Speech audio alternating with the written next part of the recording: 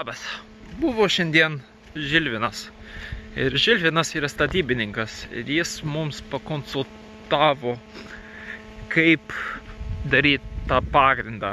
Ir gerai, kad atėjo, nes viskas dabar drastiškai keičiasi.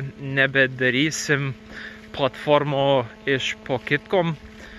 Nes sakė, jeigu įstrižai dėsi vieną, tai kažką padėti, kad šitaip eitų, kad rištųsi ir kad būtų vientisi rąstai, kurie turėtų visus 7 metrus eiti ir nori dar daugiau. Ir labai brangu ir labai sudėtinga, kad išlaikyta stabilumą.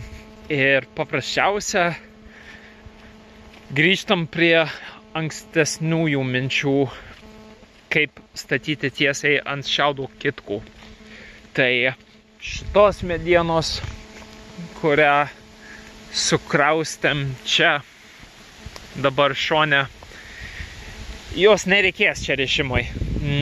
Tiesiog gal čia eis į kažkokį čia pakelimą priešais jurtą, bet čia darysim jurtos, kitkas eis čia ir sakė uždėti 5 ant 25 centimetrų lentų palei visą, kad įleisti į kitkas ir tada grindlentes įstrižai prisukti ant viršaus tų.